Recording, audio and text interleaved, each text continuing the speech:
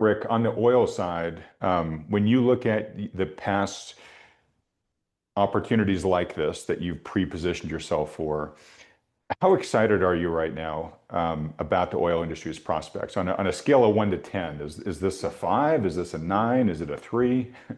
For a 73-year-old patient rich guy, uh, juxtaposing the risk to reward, this is a sort of a one. One, one being best, 10 being worst, Oh, okay, good. I was thinking the other way around. So okay, good. Thanks for okay. because the probability of it taking place is so high.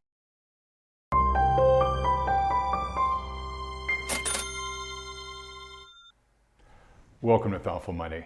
I'm its founder and your host, Adam Taggart. Oil and gas stocks have largely been ignored by Wall Street for years now, as the prices of oil and natural gas have largely remained weak. But the world still runs on fossil fuels, and global demand keeps rising each year. And in this industry, the cure for low prices tends to be low prices. So, when will this sector, famous for its boom and bust cyclical nature, rotate out of bust and back into boom? Are today's low stock prices presenting a good opportunity to start dollar cost averaging into a sector that's poised for substantial future gains while paying attractive income in the meantime? For answers, we're fortunate to be joined by Rick Rule, one of the world's greatest living natural resource investors and a heck of a gentleman to boot. Rick, thanks so much for joining us today. Pleasure thing. Adam, thank you for having me back. I enjoyed our conversations over the years. Thank you. Well, same here, both on this channel and also in person. Rick, you're one of those guys. They generally say don't meet your heroes, and I've found that axiom is much more accurate more often than not. But you're one of the folks that breaks that mold. You're an even greater gentleman in person. So, anyways, thanks so much again for coming on. I appreciate the partnership, but also just the friendship. And I got to say, Rick, I have had more than I've gotten for almost anything over the past couple of months. I have gotten people just hammering me, begging me to get you on the channel to talk about your outlook for oil and gas, largely for the thesis that I just mentioned there in the intro. So I'm looking forward to rolling up our sleeves and getting into that with you here. Real quick, I just want to note too, I'd like to save a few minutes afterwards to talk about some recent trades that you have made in silver that you announced publicly. I've seen the headlines, but I didn't get a chance to, I've yet to have the chance to drill down on the details. I know from my audience that your announcement really caught their attention. I think there's some important nuance to share there with people. So I hope after we get through the oil and gas, we have a few minutes to talk about silver as well. I look forward to that. It's a really interesting topic. And I think it's probably instructional in the sense that everybody's portfolio is unique and everybody's response to circumstances is unique. And so talking about silver in that context and also talking about silver in the absolute will be fun. I Okay, look forward to great. the opportunity. Great. And then lastly, there's an announcement I want to make, important announcement I want to make for this Thoughtful Money audience, and it relates to the logo that's there on your shirt there, Battle Bank. So we'll try to squeeze that in at the end as well. All right, Rick. Well, look, just to start here, let's not spend a ton of time on this because we've talked about it in the past. But for those that kind of haven't heard your general overall outlook on fossil fuels, we live in a world where, in recent decade or so, they've really been kind of vilified. There's been a lot of policy worldwide, especially in the West, to get off of fossil fuels, replace it with alternatives. Talk, if you will, just sort of about your view of the global demand for fossil fuels going forward. I don't want to put words in your mouth, but I get the sense you don't think they're going anywhere anytime soon, and they're pretty much about as essential as they've always been. Even the World Energy, International Energy Agency, no fan of fossil fuels, has revised their estimate as to when peak oil demand will occur from their recent estimate of 2030, only 4 years from now, to 2060. A All fairly right. dramatic revision. It would seem that the International Energy Agency was listening for 10 years to energy physicists like Greta Thunberg. And it turned out, not surprisingly, that those physicists were wrong. And don't get me wrong, Adam, I'm I believe that the world is going to need a lot more of all forms of energy. I'm Hmm. not anti-hydro or anti-solar or anti-wind. I am, however, pro-oil. People say to me, but Rick, aren't you a dinosaur? Isn't the world changing? Isn't aren't alternative energies replacing fossil fuels? The answer to that statistically, Adam, is no. On a global basis, depending on who you listen to, we have invested, we being humankind, somewhere between $6 and $11 trillion on alternative energies. That's a T. It's a big number. Big number. And we've reduced the market share of fossil fuels from a high of 83% 40 years ago, all the way down to 81% today. A conservative estimate of a $6 trillion expenditure has reduced the market share of fossil fuels by 2% over 45 years. So I think that it's important that we get that in context. Important for a couple of reasons. When Wall Street, and in particular when the multilateral institutions do their net present value calculations on oil companies, they are using peak oil demand occurring in 2030 and then tapering off. If you do a net present value calculation on an oil company, free cash flow received after 7 or 8 years has almost no net present value. And you have to add back in your calculation the value of the tail, the value of the cash flow that occurs for 30 years in the case of Exxon after that 8-year time frame. And people doing net present value calculations today have left in no value for the tail.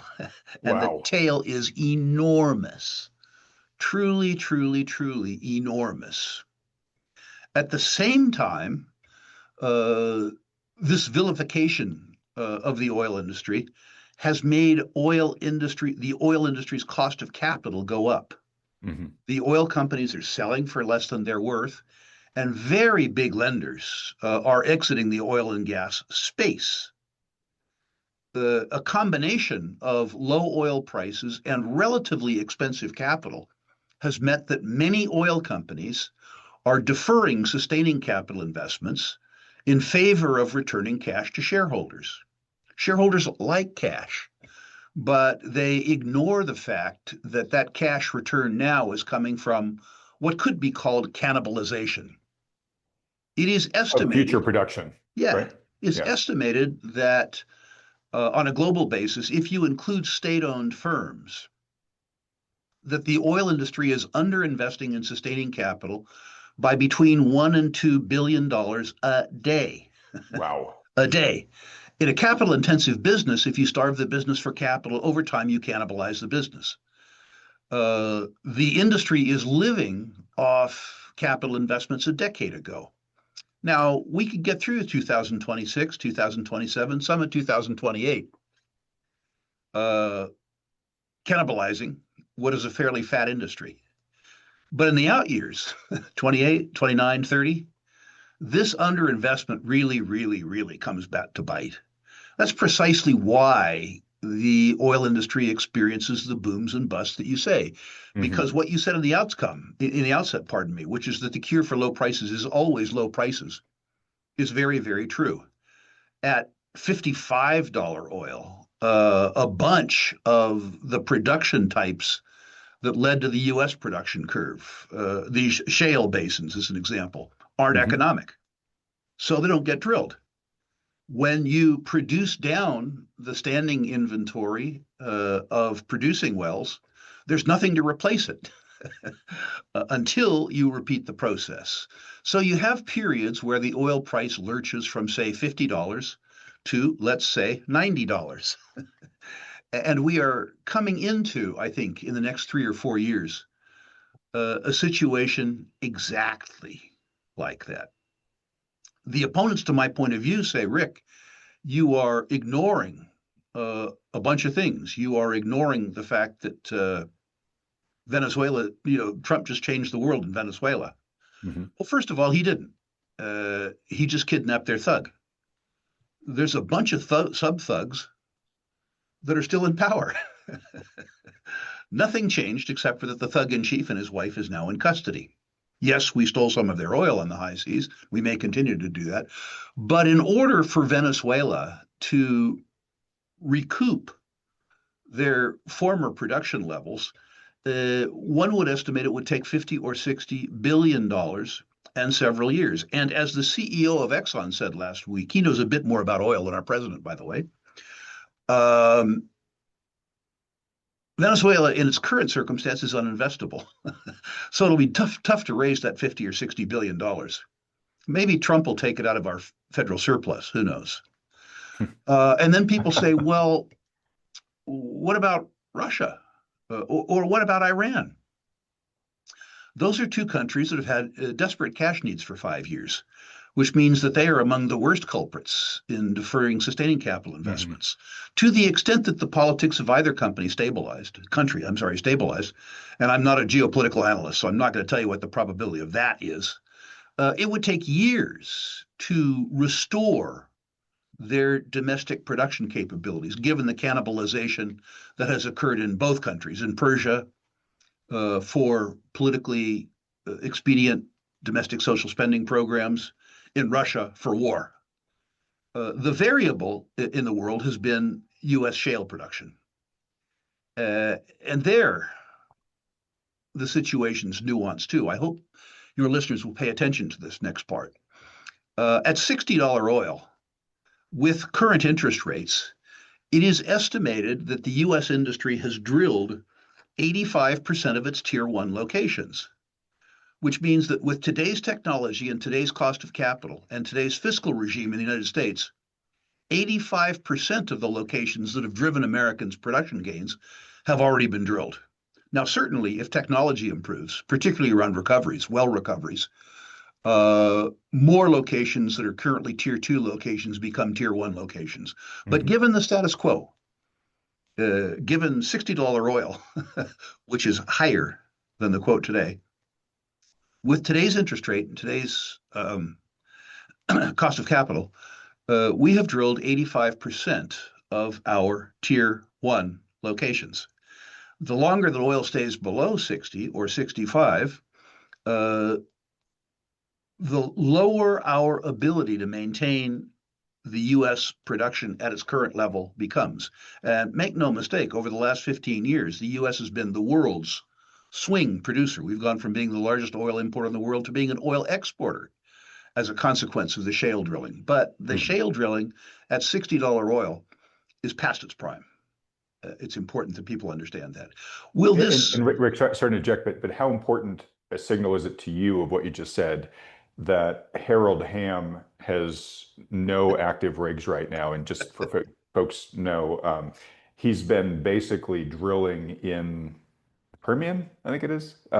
He's mostly up in the Williston Basin in North Dakota. But basically, he's been one of the most active drillers for the past several decades. And he's basically saying, right now, the economics are so unfavorable. For the first time in my career, I'm sitting on my hands.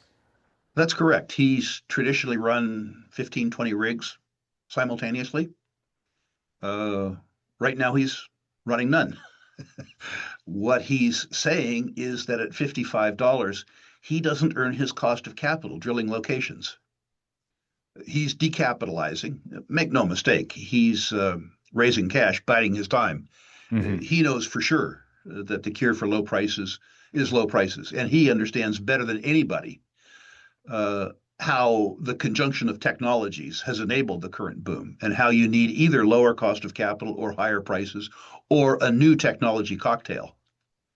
But if you take Mr. Hamm and you extrapolate his actions across many, many, many smaller private parties and across many large independents and majors, what you'll see is that what he's doing is indicative.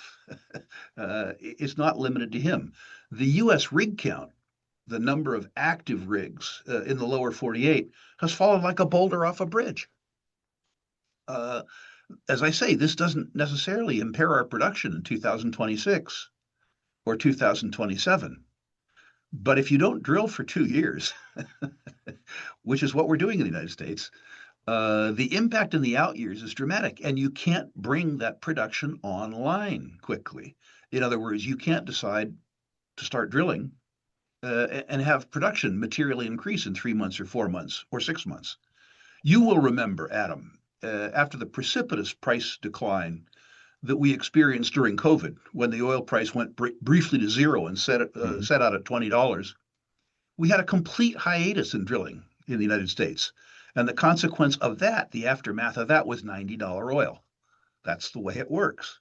Over time, over two or 3 years, uh, oil prices like $90 incent supply increases if you have enough drillable locations to drill. We have two challenges. We will need to invest an awful lot of money, and we're going to have to invest an awful lot of money against a dwindling supply of tier one locations. All right. So essentially, you're saying, we are setting ourselves up for a big negative supply shock, Correct. to the extent that prices and cost of capital remain more or less where they are here. And then that's going to manifest in much higher prices at some point. Um, it's interesting, when the volumes are flowing, um, oil companies tend to do less well, right? Because oil is plentiful and people are paying less for it. Oil companies tend to do better, at least stock price wise.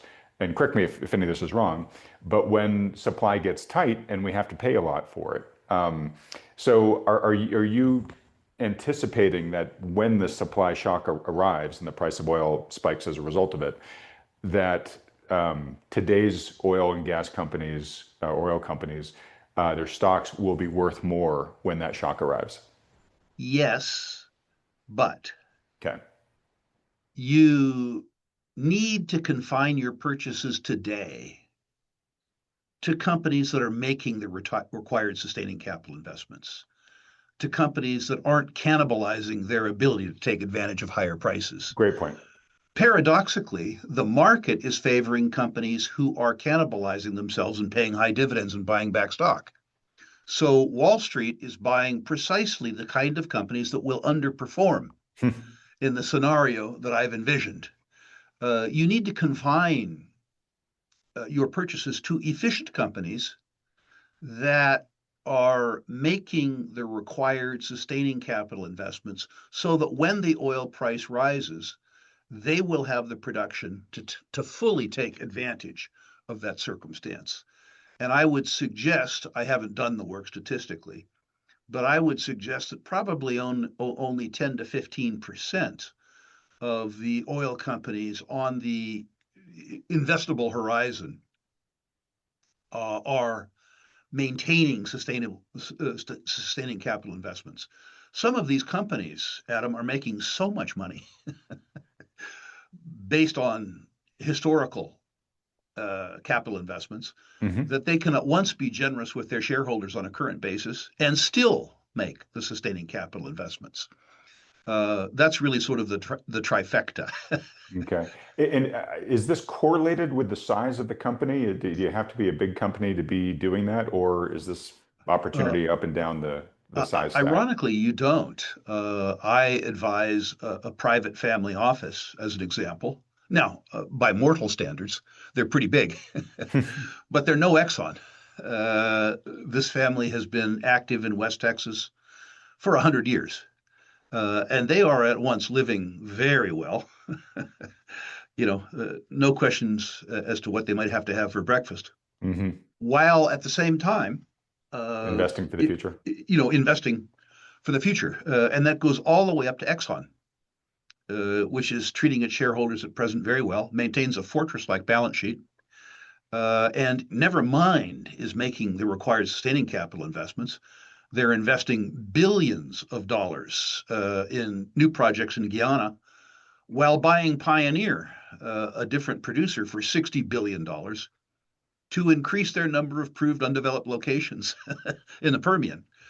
So you can have the biggest of the bigs that are simultaneously able to be generous to their existing shareholders while being responsible for their future.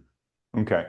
So, to me, and this is a big reason why I think everybody wanted you to come on here, this really smells like opportunity. It seems like a classic, Rick rule, um, be early, start building your position when valuations are lower than you think they're going to be in the future once the phase change you think is going to occur.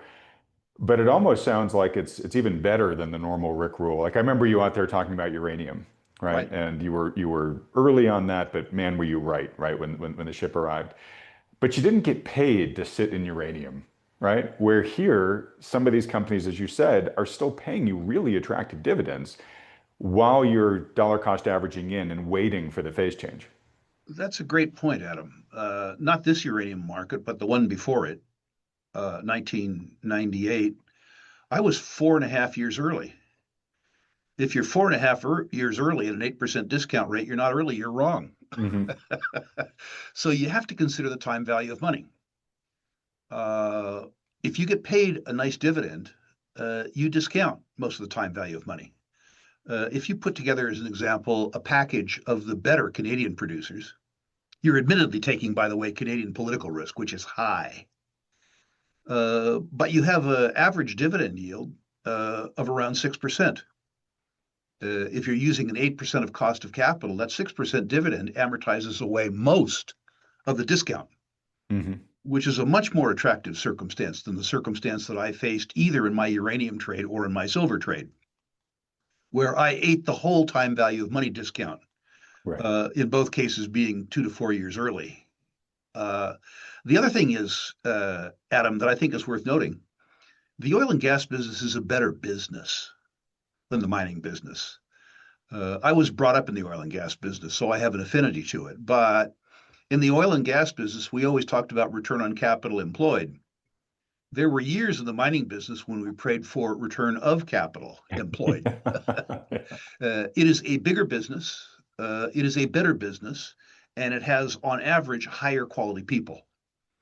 The fact that you can engage in a thesis that is similar to the contrarian thesis that worked out so well for me in the mining business in a better business with higher quality people is a hell of a bonus. Okay. So we're going to talk about gas in just a minute. But Rick, on the oil side, when you look at the past opportunities like this that you've pre-positioned yourself for, how excited are you right now about the oil industry's prospects on a scale of 1 to 10? Is this a five? Is this a nine? Is it a three? For a 73-year-old patient rich guy, uh, juxtaposing the risk to reward, this is a sort of a one. One, one being best, 10 being worst. Oh, okay, good. I was thinking the other way around. So okay, good. Thanks for okay. Because the probability of it taking place is so high. Hi, yeah. I'm not expecting a 20 bagger out of my oil portfolio because I'm buying big, muscular, solvent companies. I'm not speculating on penny dreadfuls. But well, as an example, Adam, let's name a name just for fun. We talked about Exxon before. Hmm. I think Exxon is selling at about 70 to 75% of its net present value at $60 oil. I think the oil price is going to 85 or 90. Uh, at 85 or 90, if Exxon is enjoying a 15% margin or 20% margin at $60 oil, they'll be enjoying 45% margins at Mm. $85, which is to say, I'm buying what I think is a company 5 years ago, 5 years from now, that will be worth 2 to 3 times what it's worth today. And I'm buying that at a 30% discount with a 2.5% yield. the the fact that the quality of the company is so high and the probability of my being right is so high, that's what attracts me. All right. Well, you've certainly got my attention. I'm sure you've gotten many of the folks here. Rick, we can edit this out if you want me to, but one of the things I wanted to do, well, I had you here today too, was extend an invitation, a plea, if you will, if you've got the time, to come on the faculty for Thoughtful Money Spring Online Conference. You've been in many of our past conferences. And when you are extremely generous where you kind of open the kimono and say, hey, these are the companies that are on my watch list. Is that something that you'd be willing to do if you have the time? I'd be eager, provided that you give me the time that I need to explain the companies. I want to use them as educational opportunities. In other words, tell people how they fit in my portfolio and why they might or might not fit in theirs. I know the company names get headlines, but I like to use companies as instructional material, particularly because a name is a snapshot in time. There can be a circumstance that changes. And so something that I like in January of 2026, I may dislike in April of 2026 if the circumstance changed. But provided that you'll allow me to use the names in an instructional manner, I would be honored to do that. Well, Rick, this is exactly why I value your participation so much in these conferences. So absolutely. Great. I'm All looking right. forward to it. Well, thank you. And folks, hopefully you are as well. Okay, so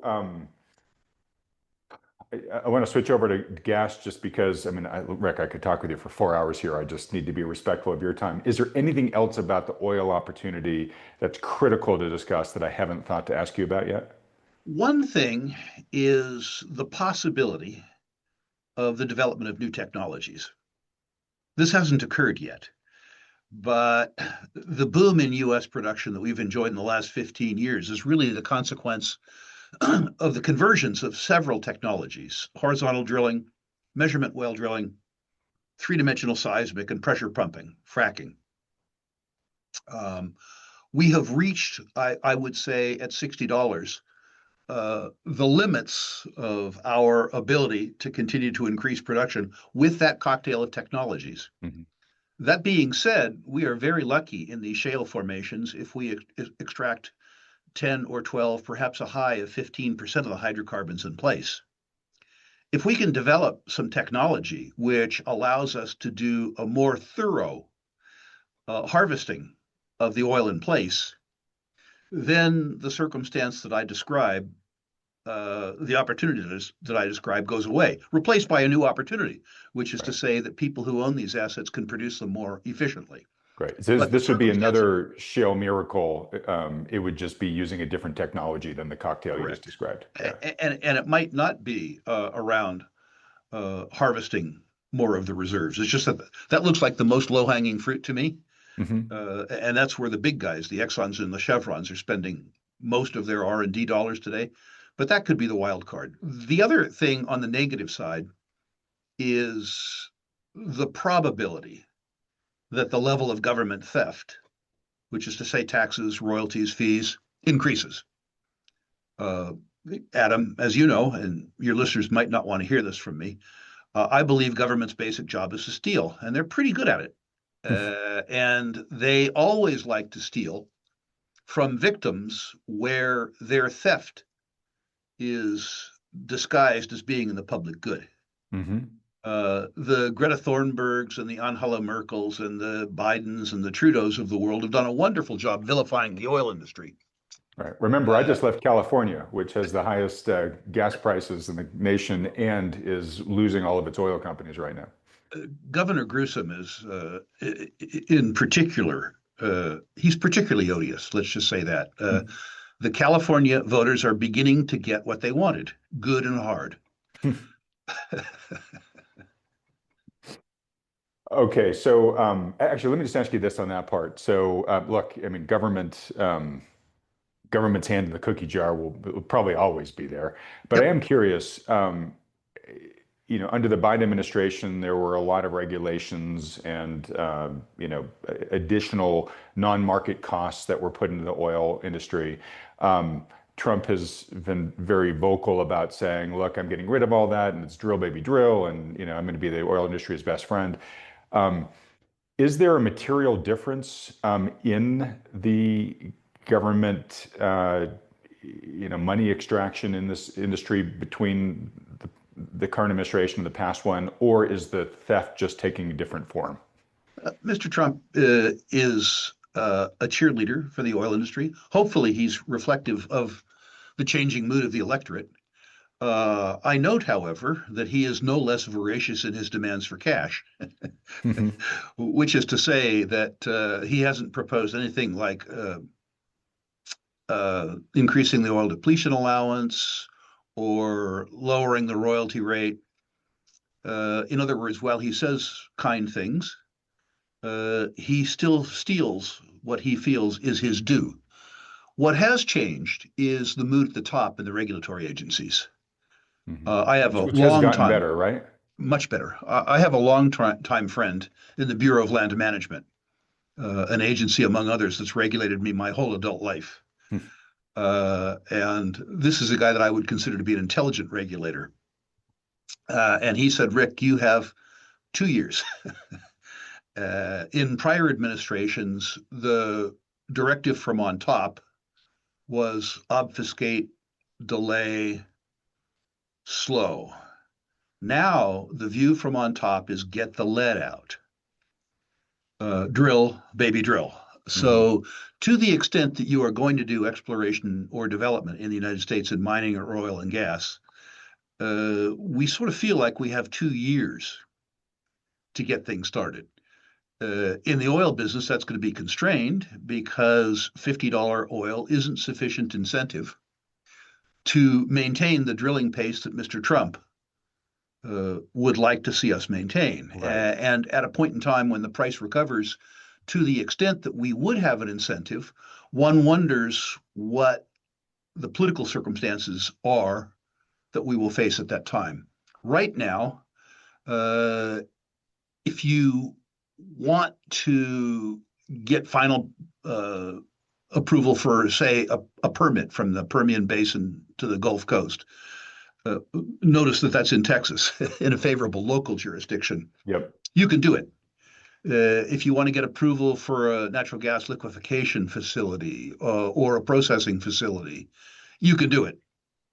And that's a dramatic change over the circumstance that we've existed in for the last 10 years. Similarly, right now, the Perpetua gold mine in northern Idaho was in permitting for 13 years. It was stuck forever. The new regulatory regime got that done in about 9 weeks. Wow. This Sorry, is a dramatic change of circumstance. this is a total tangent. I don't want to distract you too much on this, but I just got to ask.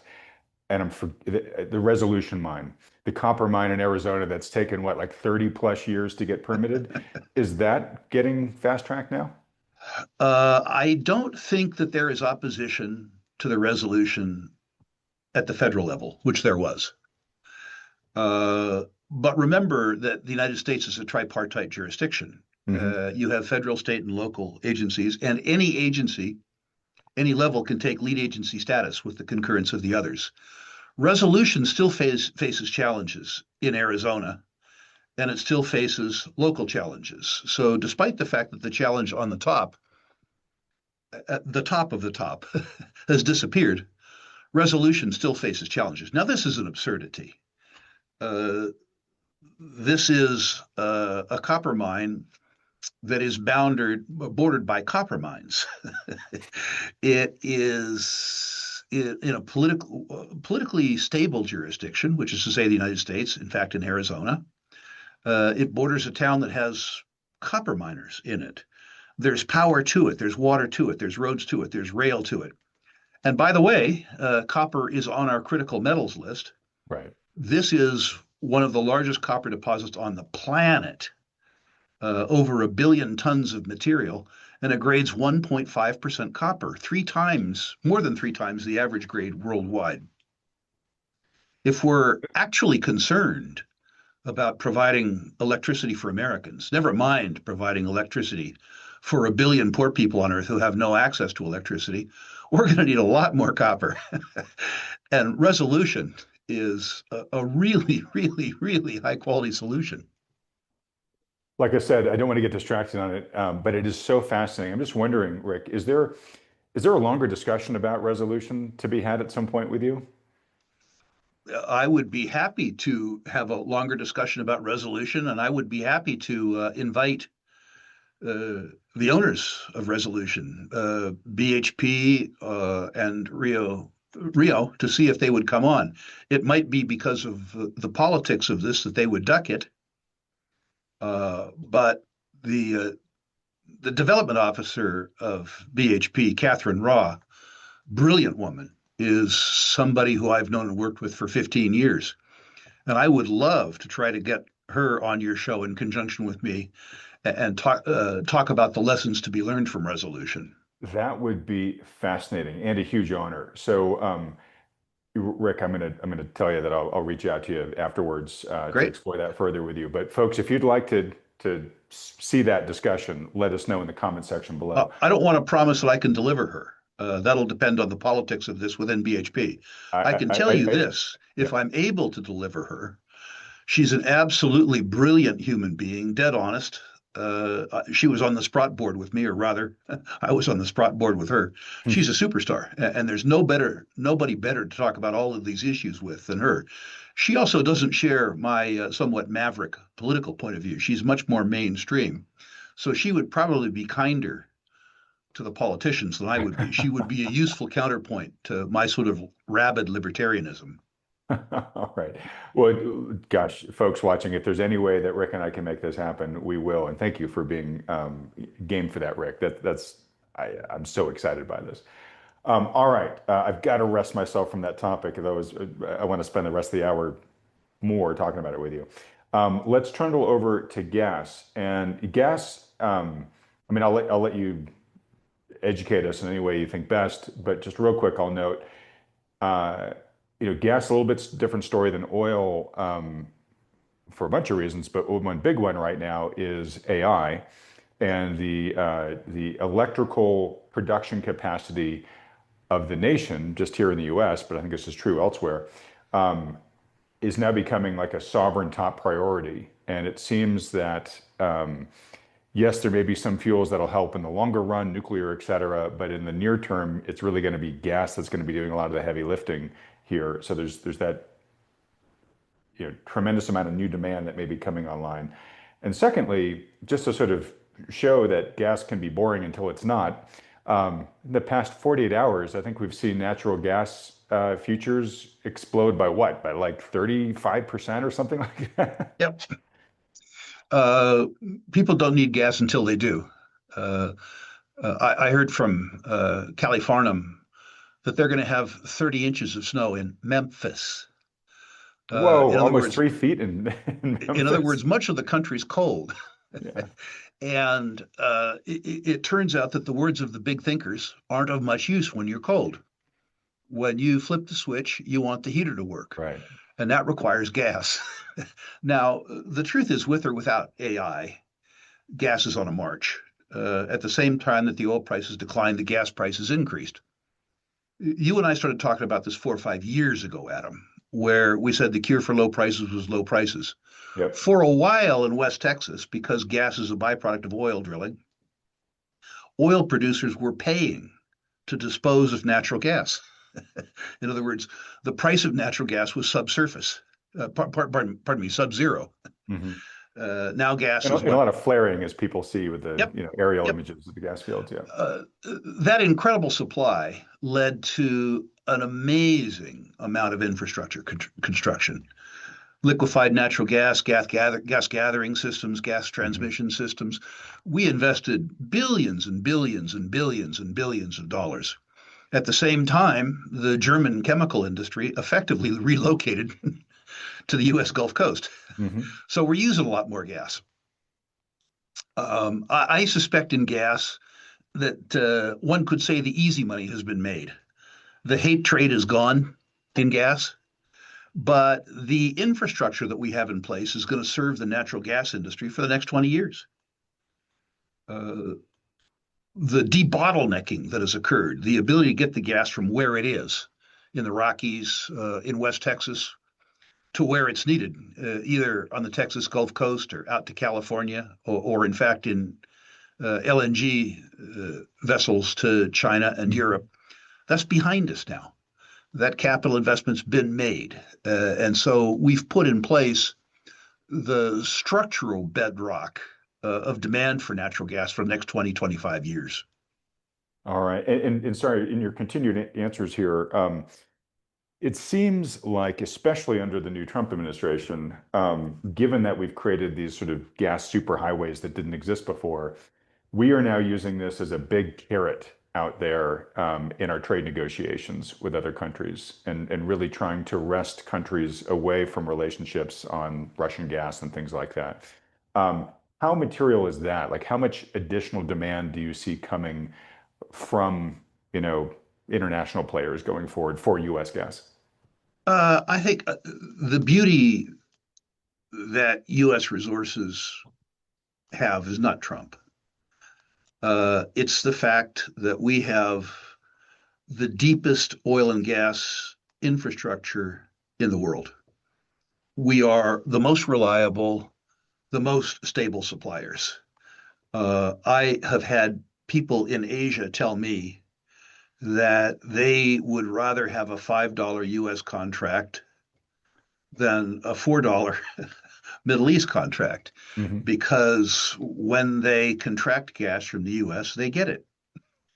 It goes from the wellhead to a processing facility, to a pipeline, to an LNG facility, onto a tanker. And if it's supposed to be there Wednesday, it's there Wednesday. Um, there's a lot to be said for being a reliable supplier. Okay. I think that's a durable competitive advantage, but we can't rest on our laurels. Hmm. At some point in time, that Russian gas is going to be available to the market again. Uh, Qatar, which controls the largest natural gas field in the world, is busy building export trains and setting up stable supply agreements, including pricing agreements, with countries around the world. The Northwest Shelf of Australia is developing an LNG hub. Mozambique is developing an LNG hub. And the Canadians have what's called line pack, which is to say they produce more gas than they can actually transport. So the U.S. should not rest on its laurels. And the U.S. should also not underestimate the increasing bad will Right. engendered by our attempts to extraterritorially impose our will on other people. Hmm. Hmm. Um, okay, so some good, some bad there. What do you see as the primary driver for demand for natural gas at the margin going forward? Is it AI? Is it international demand? Is it Well, something else? in the U.S., it's certainly peaking power. Gas is not baseload power; it's too expensive for baseload power. But what happens is that demand varies through seasons, and it varies day by day. And there are days when there is demand that exceeds our ability to supply it from more stable sources of supply. And that's where gas comes in. It comes Hmm. in as a peaking fuel. The days, and today is a day, where surplus gas in West Texas is burned to do Bitcoin mining, Hmm. uh, those days are numbered. The big uses, the AI uses and stuff like that, ultimately are going to have to be powered by nuclear. That's the only way it's going to work. But there's going to be 10 years to get there. Yeah. And while we wait to get there, we are going to need the ability to burn natural gas to generate electricity where periodic demands exceed the supply of other forms of energy. We're going to need that. You're going to need it particularly in the state that you just fled, California, which has fairly high baseload demand and has done their best to shut in supply throughout the state. What you're going to find is that the California grid is going to be increasingly unstable. Um, Reliance on solar in much of California is not a bad idea, except it has problems at night Right. when the sun doesn't shine. And periods like that are going to be supplied increasingly by battery technology and by natural gas. Okay. I'm curious then. So let's say we have you know, a decade of build out of natural gas electrical production facilities. You know, you hear a lot about you know, data centers starting to kind of build their own their own natural gas mini power plants, Right. if you will. Assume you're correct and that in 10 years, nuclear really comes online in the way that all um, the fans of it hope it does.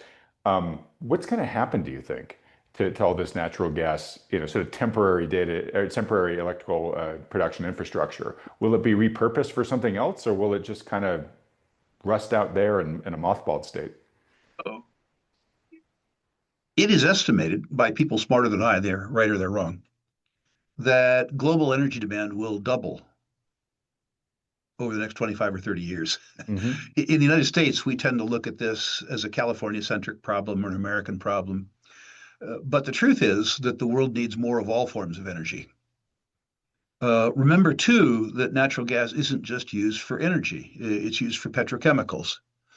Natural Correct. gas is a critical component of nitrogenous fertilizers. So, to the extent that we want to eat, which most of us do, there is a necessity that nitrogen generated from natural gas be available. To the extent that we don't want our food to spoil, which most of us want, whether we like it or not, we will need access to petrochemicals like plastics. There are a whole bunch of utilities around natural gas that don't involve burning it. Uh, it is true that most of the uses we have for it involve burning it, and we and or our customers, particularly in cold places, will continue to use it for that purpose. Hmm. In the United States, one would hope that if technologies around those data centers don't improve to make them more energy efficient, and that's what I think is going to happen, Yeah. that the only way that we are going to be able to sustain the voracious demand for electricity in what is an already overstressed grid is going to be nuclear power. But Adam, we're going to need to do a lot of stuff in this country.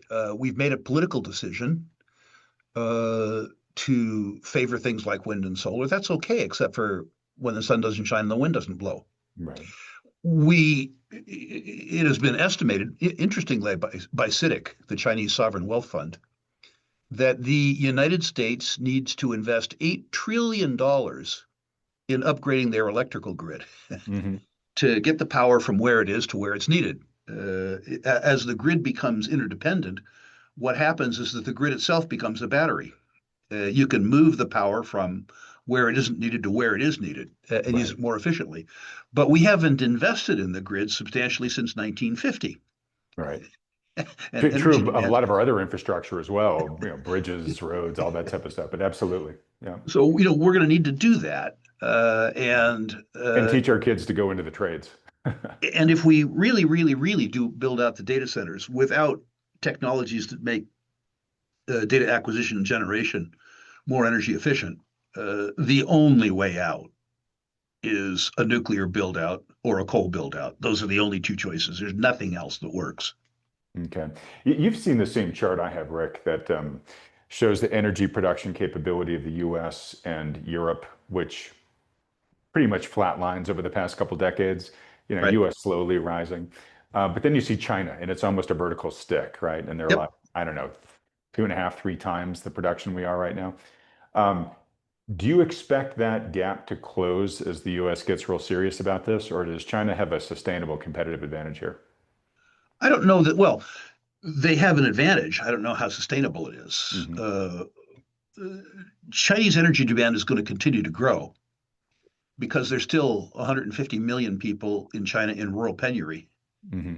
And the Chinese Communist Party has said that all of those people will be accommodated into the global economy in 20 years, which means that the growth that you've seen, which has led to 700 million people uh, being accepted into the global economy, has more to go. The Chinese also, despite being allegedly a communist country, have what is for investors a very attractive tax code. The consequence of that is that China continues to be investment centric, while the West is consumption centric. Hmm. Adam, specifically, if you and I were to build a factory, a typical concrete tilt-up factory in China, we would expense that factory against current income. In the United States, we would amortize it over 33 years. Hmm. Where would you expect us to build that factory? Particularly if given that the local administration in a Chinese municipality might approve that factory in 3 or 4 days. Right. In the United States, it might take 10 years. Now, if we Right. build that The locals factory, want you there versus not. Yeah. if we build that factory in Chongqing, and in our contract with the municipality of Chongqing, we make some environmental promises that we don't keep, there won't be an investigation. You and I will be parked in prison. uh, the downside there is if you invest, you better do what you say you're going to do. Hmm. Because if you don't do what you say you're going to do, you could experience the fate of the former mayor of Chongqing, who wasn't in fact thrown in prison. He was executed. All right. Well, look, uh, clearly a ton of opportunity here. You said, if I took my notes correctly, you think the easy money's been made, but that doesn't, I'm sure, preclude that there's still a fair amount of money to be made. It just might not be easy pickings. Um, where do you see the biggest opportunity right now in the gas area? And then maybe if we could do like we did with Exxon, you could pick, a particular player there that you think is well positioned, or at least doing the right I, things. I think there's been pretty easy money in things like Devon and Equitable. We talked about that. I don't know if you remember, but we talked I about do. those two on your show 2.5, 3 years ago.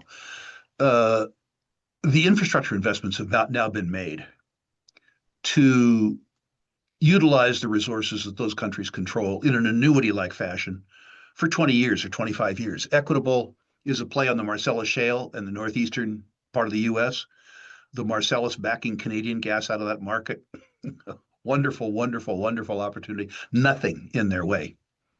The Devon is a play on the increasing infrastructure in the Anadarko Basin in West Texas.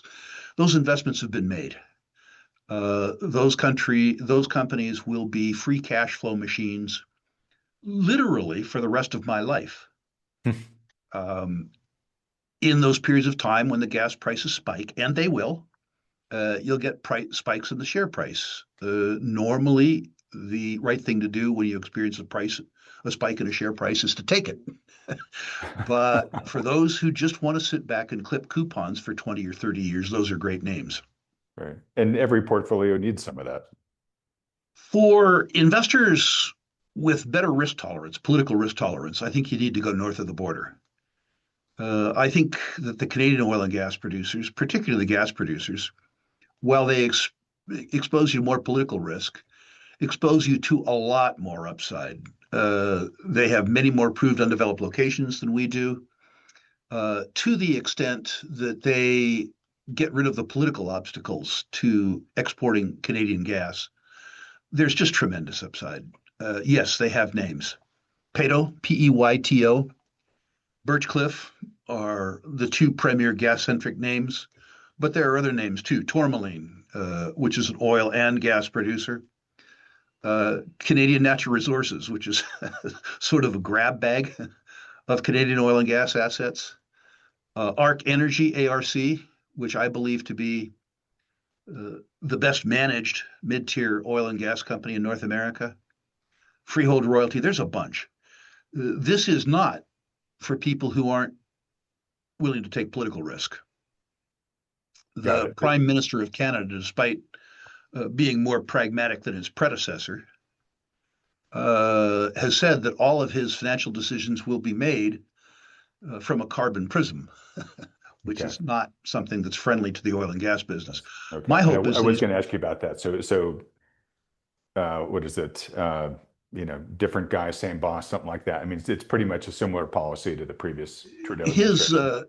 his budget forecasts twice the deficit of his predecessor, which is an amazing accomplishment. Whoa. And given that he's a former banker, my hope is he's given some thought as to how he might pay for that. Canada's single best industry is oil and gas. And I hope, and he is suggesting that he sees Canada as an energy superpower. I hope that doesn't mean that he proposes a solar build out where in the north where the sun doesn't shine. And if he takes a more pragmatic view, then happy days are here again. Okay. Let me ask you this. There's another thing that we could go off on a tangent for. So I'll just take your 60-second answer. There's a referendum going on right now in Alberta for Right. secession, and it seems like a lot of Albertans would actually much prefer. And I'm not a Canadian, so I don't know this for sure, but just what I'm reading in the headlines, um, would much prefer to be the 51st state of America than remain in Canada. Is there, in your opinion, is there any potentiality that that could happen? And just assume for a second that it did. What would the implications be, Well, if the it you're referring to energy would wise? be Alberta becoming the 51st state as opposed to a sovereign nation of its own, Yep. I think an increasing number of Albertans dislike Trump more than they dislike Carney. Carney? I think the 51st state isn't on the cards. I think the Okay. probability of the referendum passing, which is to say that Alberta votes to explore secession, is fairly low. Uh, and I think that's unfortunate. In Canada, they have a system of things called equalization payments, which is where the center, Ontario and Quebec, steal money from the hinterlands, Right. which means Alberta. And there are enormous transfer payments from Alberta to parts of Canada that are less productive. Right. And sorry, I asked about Alberta. I brought up the Alberta issue just because Alberta, from what I read, you know better than I, but it's where a tremendous amount of Canada's natural resources are, particularly on the energy side. Yep. Yeah. Certainly, Alberta is what matters in the Western Canadian Sedimentary Basin. Saskatchewan's an important producer, as is BC, but the heartland is Alberta. And most of the money is stolen from Alberta. Make no mistake. Uh, Canada feeds in Alberta. It gets milked in Ontario and Quebec, and the Canadians suggest that the excrement is dumped in the Maritimes. All uh, right, but and look, it sounds like this is relatively low probability, but I if think it's an for interesting. I think it's an interesting question. There has been an ongoing secession movement in Quebec for 50 years. One of the problems with that is that as a sovereign nation, Quebec probably isn't solvent. right, As a sovereign nation, Alberta would be hyper solvent. Sullivan. Well, let's assume for a moment it becomes a sovereign nation instead. Would you still expect there to be a lot of infrastructure build out between it and the US? Because a big problem of Canada's is they just haven't built the infrastructure to bring their energy to the coasts where they can ship it to the rest of the world. So at least I would imagine Alberta would say, well, then let's get it to America. That'll be our offshore. Alberta has a couple of infrastructure challenges. The first is to move their gas east uh, to the Atlantic, and the Mhm. second is to move their gas west to the Pacific Yeah. with LNG. Uh, the last challenge is to move their heavy sour crude to the U.S. Gulf Coast refiners. The U.S. Gulf Coast refiners built capacity to process Mexican crude and Venezuelan crude, and then that product over 15 or 20 years ceased to be available to them. They Hmm. have a desperate need of, say, 500,000 or 600,000 barrels a day, which Canada could produce, but you have this Keystone pipeline that needs to be debottlenecked Hmm. in order to do it. That would require both Canadian approval, and the federal government of Canada has said there was no business case for that because they wouldn't allow it, and the U.S. government, which was anti it. One would assume that if Mr. Trump was really in favor of it, that the remaining local opposition, in particular First Nations opposition, tribal opposition uh, in the U.S., could be ameliorated simply because the federal government could forego a bit of their fee income in favor of those people who currently oppose it. Right. Basically by the support. Yeah. Yeah, you look at Indian reserves in Montana, like Fort Peck, some of the most despicable remaining pockets of poverty in the United States. Hmm. That could be dealt with pretty easily by diverting a fairly small portion of the federal throughput revenues to those affected people. And I suspect that you'd buy a lot of political support. Right now, they say, well, we have all the risk and we have none of the reward. Why would we sign up for that trade? And Right. one must be sympathetic to that. All right. Like I said, we could really tangent on that. It's really fascinating. And if there are Canadians watching who have perspective to share, please share it in the comment section below. Okay. Well, Rick, I got to thank you. You've done a great job in the time allotted, condensing the important salient points of all this, plus giving folks a couple of names to go investigate. Um, Anything else about gas or the oil and gas sector before we switch over to silver? I want to try to squeeze that in before we lose you. Well, I just want to, we've talked about a lot of things, and I want to reinforce some of the messages. First of all, the oil and gas business is a really capital intensive, really cyclical business. You have to be in it when it's hated. It's hated. But that doesn't obviate the political risk that we're going Mhm. to run into it in front of us. Remember, too, that not all oil companies are created equal. If you like the oil sector, it doesn't mean that you like all companies. There are corporate cultures in the oil business that are better than others. There are companies that are more efficient. There are companies that have better recycle ratios. That is to say, they're better allocators of capital than others. This is not a one size fits all business. I don't believe there are any one size fits all businesses. This is also a business where you're going to have to be patient. There is a class of speculator, and Adam, they watch you as well as me, Hmm. that has trauma holding stock over a long weekend. This is not the opportunity for them. This is an opportunity. I mean, I believe that this is certain, this is a sector where the outcome is absolutely inevitable, but it may not be imminent. Right. I've come myself to like certain outcomes where the variable is time, which is to say where the answer to the question always begins with when, not if. Hmm. And that's what I would say the circumstance around conventional oil and gas is.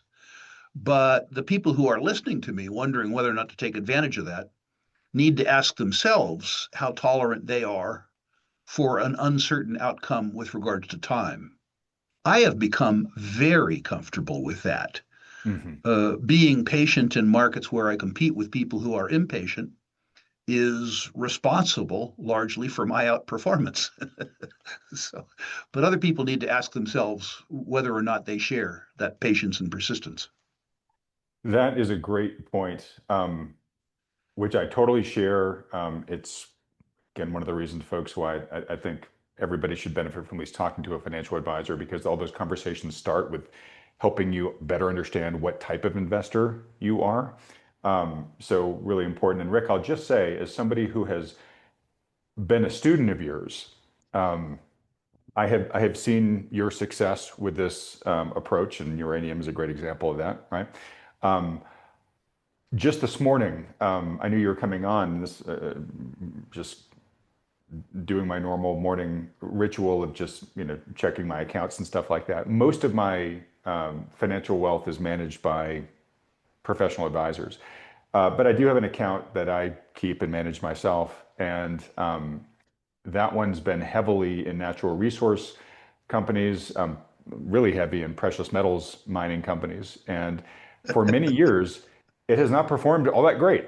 Nothing Right, for me to brag about. But over the past 12 months, I'm just saying it's a triple digit return. That's the average return of everything in the portfolio, right? In 12 months. And to your point, it's where that phase shift finally arrived. I had the opinion, largely influenced by experts like you, that this was a when, not if scenario.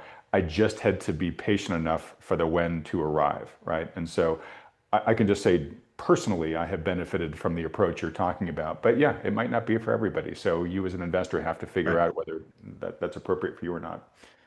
Okay. All right. Let's quickly get into silver and then we'll start wrapping things up. So as I said, you announced that you made a fairly substantial change to your precious metals holdings. Can you detail what that was and explain why you did it? I can. I sold, which I've announced publicly, 80% of my physical silver holdings. Now, let me give you a backdrop. two backdrops. The first is that I believe that precious metals prices, including silver prices, will continue to go up for 10 years. But I believe they're going to do it at a less rapid rate than they did in 2025. Mm-hmm. In my portfolio, gold is a savings asset. I save in gold. I maintain liquidity in short-term dollar-denominated stuff, and I speculated in silver. It was a speculative asset class. I bought it specifically because it was hated. And I thought that when the hate dissipated, that silver would perform the way that uranium had. Well, guess what? It did. I was right. And I decided that since silver formed a speculative role in my portfolio, that I had to compare it with other silver speculations. Mm-hmm. When the silver price went from $20 to $50 or $60, it had fulfilled that role. Now, I procrastinated a little bit, which was fortunate, and I got 75 or something for it. And people say, well, don't you think silver's going to continue to go up? And I say, yeah, probably, but I don't care what I think. Given that it's a speculative asset class, I have to compare it with other speculations and with the rest of my portfolio. Specifically, if the silver price holds at today's level for 12 months, if it doesn't go up at all, but it doesn't go down, the silver stocks are going to go up measurably. The estimates that people have for the net present value of silver companies is predicated on a $40 silver price. If you rerun those net present value calculations at $75 silver, the silver stocks are going to play a real catch-up game. Mm-hmm. And I believed that I could allocate half of the money that I had tied up into physical silver to the silver stocks. And if the silver was unchanged, that I would get all of the torque from the silver stocks that I would have gotten from maintaining the whole position in silver. And I could reallocate the 50%, the remainder of the capital I had tied up in it, which I did. In other words, I consider the silver stocks to be a more efficient speculation on the silver thesis than silver itself. Two, the performance of my speculative portfolio has been superb. And I decided that I wanted to de-risk my portfolio a little bit, which is to say, rather than chasing alpha to the same extent that I have for 5 years, I wanted to take some profits out of the alpha sector, although I expect alpha to outperform beta, and I wanted to de-risk. So some of the money that I took out of silver, I put back into physical gold, which is to say I transferred it from speculation to saving. Mm-hmm. Adam, your younger people need to know in a bull market, you haven't made the money until you've taken the money. Exactly. You got to make those paper gains actual gains. Yep. Yeah. Yeah. And so I decided to do that. So Rick, your logic makes total sense to me, and it's very validating of this chart that I just put up on X yesterday. I talked about how the precious metals mining shares are supposed to be a levered play on the price of the metals, right? The metal goes up, the mining shares are supposed to go up on average, by some hopeful multiple of that. And if you look at the gold mining stocks using GDX ETF versus the price of gold, that's largely played out. Over the past 12 months, GDX is up about 2 times what the price of gold is. Now, some are a little disappointed. They hope that the gold miners were going to be an even more levered play on gold. And who knows, maybe the time this is played out, they will. But they were fulfilling their role of a levered play. If you look here at this chart, which uses the SIL ETF versus the price of silver, a couple of things. One, there's some nuances here because a lot of these silver companies aren't pure play because silver is largely a byproduct of other companies. But you'll see here over the past 12 months, their return is pretty much the same, right? We haven't seen any levered effect yet from the silver mining companies. So it makes total sense to me, Rick, while right now at this point in the cycle, you would trade metal exposure in silver for miner exposure in silver. I suspect that the silver speculator is going to be ambushed by reality. The people who are paying attention to the narrative in silver don't understand the positive impact that a higher silver price has on the net present value of future cash flows. The speculators, rather than being focused on the leverage incumbent on balance sheets, have looked at the possibility of a silver squeeze. They've paid attention to the narrative around Hmm. the imbalance on the COMEX between the silver futures and the amount of silver available for good delivery. They've looked too at a narrative around China's alleged ban on exports, which, by the way, isn't a ban on exports. It's a way to allocate export quotas to their friends. And they've looked at the disparity in pricing between physical silver in North America and physical silver elsewhere. And Right. they've decided that there was going to be a short squeeze on the COMEX. And that as a consequence of that, that the big silver banks were going to be driven into bankruptcy and all kinds of cool stuff. This is mostly horseshit. What will happen if there's actually a short squeeze is that the COMEX, remember it's owned by its dealers, will declare force majeure, Right. uh, and they will cash settle. That's what will happen. It happened in the tin market. It happened in the zinc market. The traders and the banks, for sure, will screw the speculators if the market gets out of balance. If the market doesn't get out of balance, the imbalance in physical supplies will be addressed. There's a bunch of silver that isn't good delivery silver. It's in people's backyards, it's in coins, it's in vaults, and it's in India. Right now, uh, that is beginning to make its way back to refiners who can Hmm. turn it into good delivery product. So one of two things happens. Either we have a short squeeze, in which case we go to force majeure, and the banks screw the speculators, or the market takes care of it by utilizing today's higher silver prices to increase good delivery supply. In either case, from my point of view, uh, well, I'm not sure that silver enjoys a precipitous price decline. I don't think it's going to go up as recently as it has in the immediate past. And if the silver price just stays flat,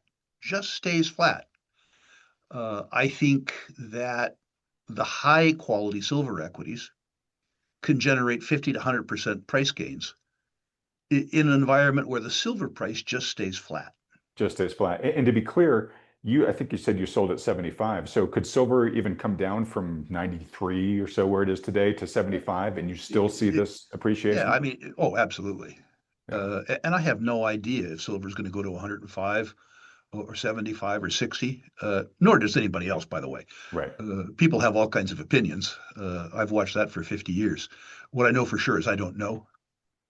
Uh, so what I do know is that if stasis occurs, it never does, but it's always the best bet, that the silver stocks have between 50 and 100% better leverage than silver itself does. Right now. Okay. And something you said when you tweeted this out, or when the word was getting out, is you said, "Look, I reserve the right to change any of this, at any time in the foreseeable future."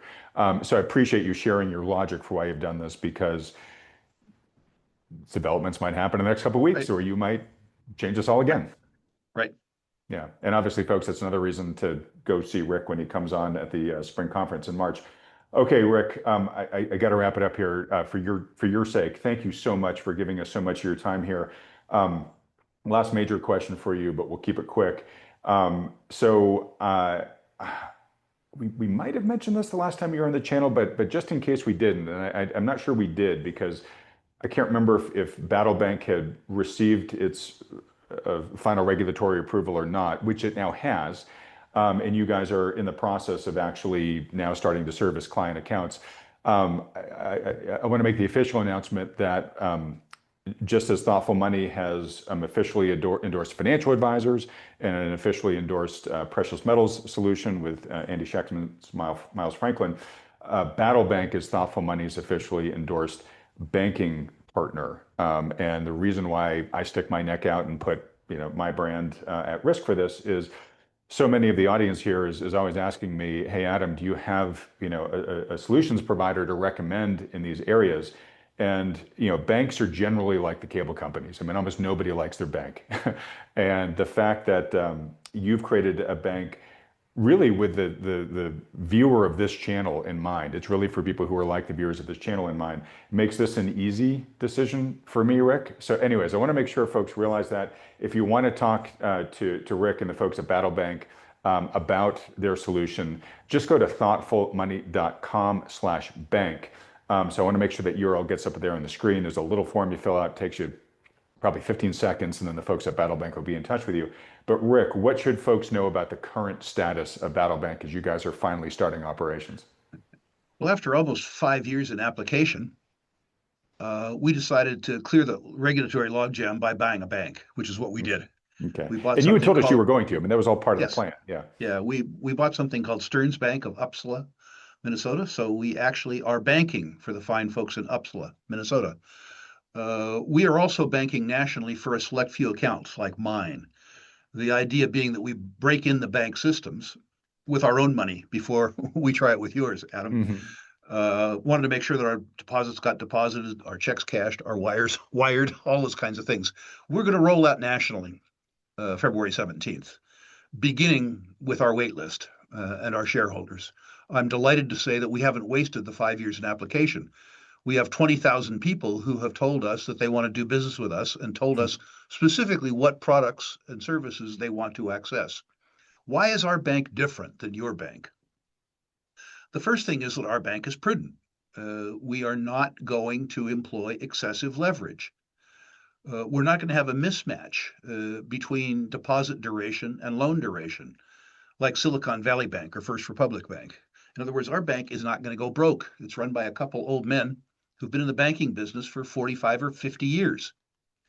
The second thing is that our bank is going to pay interest. Many people don't realize this, but they don't get paid interest on their checking account. We're going to pay you interest. We have one high yield savings product in US dollars. Write checks, do wires, whatever you want. Interest on your interest. The next 10 years, Adam, is going to see a lot of currency turmoil. A lot of currency turmoil. Hmm. And at Battle Bank, you will be able to invest federally insured in 20 different currencies, not just the US dollar. And I suggest that's going to come in awful handy That's in the great. next 10 years. Another thing that is interesting about Battle Bank is that Battle Bank, your IRA is your IRA. At most banks, your IRA is a receptacle for annuities or mutual funds or CDs. But at Battle Bank, your IRA can own a duplex or an Airbnb. It can buy a Subway franchise. It can invest in private equity without the president's permission. It can invest in gold. It can invest in crypto, whatever you want it to do, as long as it's legal. No, you can't invest in fentanyl, but you can invest in any legal or moral activity. Finally, at Battle Bank, unlike any other bank in the United States, we believe that gold, silver, platinum, and palladium is good collateral. If you've been prudent enough to build up a nice stash and you want to access the capital you have tied up in it without selling it, you can establish a credit line secured by your gold and silver. Call it a margin loan. We've been opening accounts recently for real estate developers that have large amounts of gold and silver, which they don't want to sell, but they occasionally need working capital for their development business. This is a perfect use of that. Mm. You access the capital without having to sell the underlying gold and silver. Gold and silver are good collateral, but I've learned in 50 years of servicing the gold and silver community that the people who are prudent enough to save in gold and silver are also very good bank customers. The probability that I have to foreclose against a prudent borrower is low. And so I'm really excited about that part of the business. God, I can't imagine that other banks haven't already done that, Rick. Uh, But it's, so I mean, it's brilliant. it's a community I've talked to and served for 50 years, Adam. So it's a community I'm very, very, very comfortable with. What that means, selfishly at Battle Bank, is that my customer acquisition cost is zero. It's just wear and tear on my old carcass talking to my old customer. All right. Well, like I said, brilliant. So, folks, if you are interested in either learning more about Battle Bank or getting on the wait list to become one of their early customers once they've graduated from, letting Rick pound on the system and open it to the general public.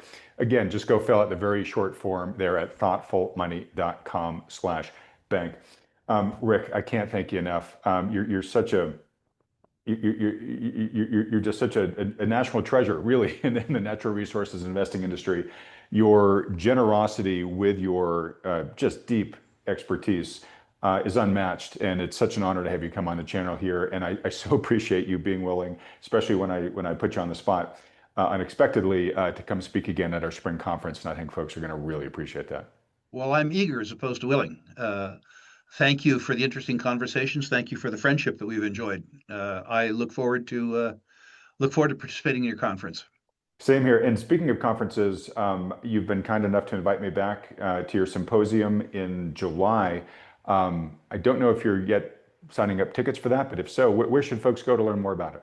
Rulesymposium.com. Callie can give you a link if you want.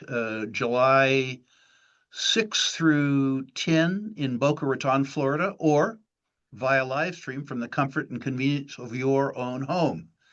However you choose to attend, you'll have access to the recordings for a year, and you'll need them, by the way. We're going to give you more information in 4 days than you can absorb in 4 days. And unlike any other investment conference I know of in the world, your tuition is fully refundable if you believe for any reason that I didn't earn your tuition.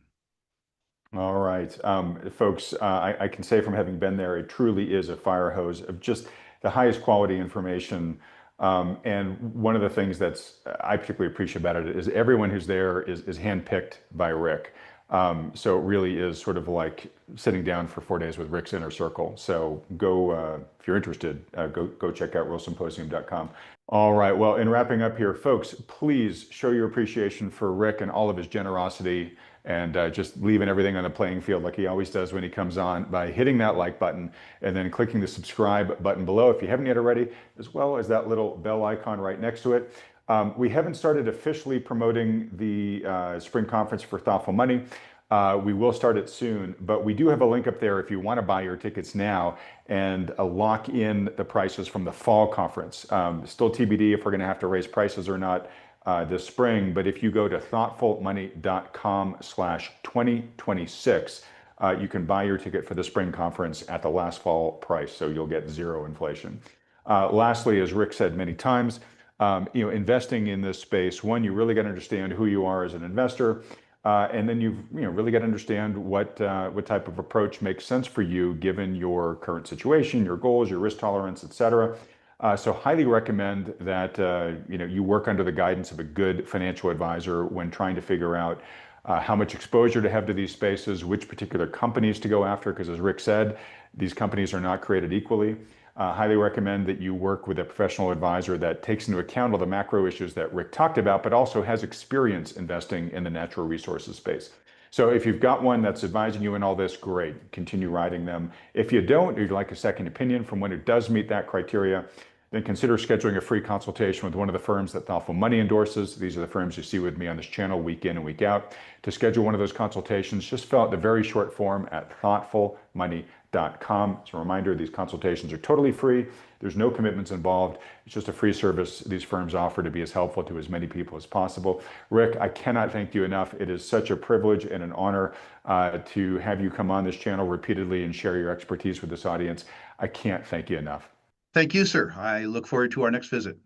And everybody else, thanks so much for watching.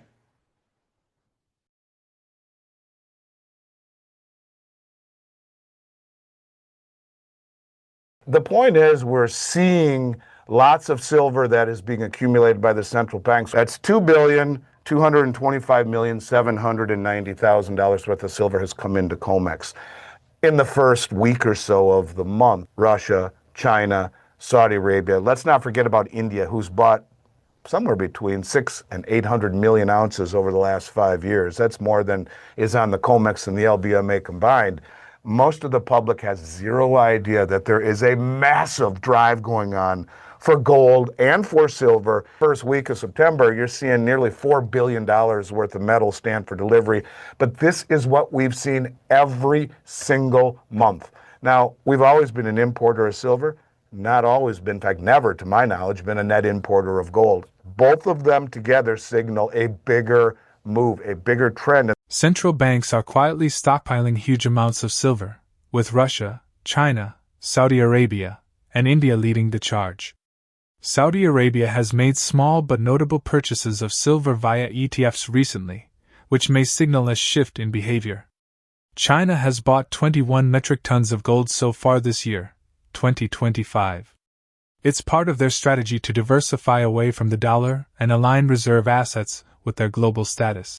The notion that BRICS and other developing nations are considering silver more seriously due to its dual uses is being more widely reported. India alone has accumulated 600 to 800 million ounces in the last 5 years, more than what COMEX and LBMA hold combined. The US, traditionally an importer of silver but never of gold, is now importing both, a clear sign of a much larger global trend toward physical accumulation of precious metals. Andy, the president and CEO of Miles Franklin Precious Metals, highlights that what makes today's market different is the sheer scale of physical gold and silver being accumulated, not just by investors but by central banks, with Russia allocating it in its 2025 to 2027 budget and Saudi Arabia making ETF purchases. COMEX deliveries of gold and silver remain historically high, signaling strong demand for physical metal, while a weaker US dollar is further boosting gold and drawing silver into reserve diversification strategies. Analysts like Mike Maloney see silver poised for significant upside in a potential monetary reset, though claims of India's massive silver accumulation and extreme delivery spikes remain unverified. Experts also warn that paper metals may not provide true protection in a crisis, driving the push toward physical holdings. Andy believes the public, meanwhile, remains largely unaware of this massive shift toward physical metals. As we dive into the video, don't forget to hit the bell icon and subscribe so you don't miss any updates. Well, I think that what differentiates this market from anything I've ever seen, Ivan, and I've been doing this now for almost 36 years, is the amount of physical demand that is being accumulated. Now, we've talked at length about the central banks that have been buying gold. We're seeing action with the central banks buying silver. Now, of course, it started with Russia saying they were going to add it to their stockpile. First time I've ever seen a government do that. And then it mitigated moved towards China. Talking to guys like Sean Kuhn from Dolly Varden, he says, look, Andy, the Chinese, who are the second largest producer in the world, they told David Morgan they're the first, by the way, but needless to say, they're massive producers. Sean says they're flying all around Latin America, in particular places like Peru, even all the way up to Mexico, and pulling metal out of the ground before it's even called silver. They're buying doré, they're buying concentrate. They're paying double what the West will do to disintermediate the whole market, sending it back to China for refining. So you have the first or second largest producer in the world finds it significant enough to fly around the world and buy doré and concentrate right out of the ground from the miners, directly from the miners, and then sending it back to do so under the cover of anonymity, so to speak. No one really knows how much they're buying or what they're getting, but Sean can validate that is indeed what is happening.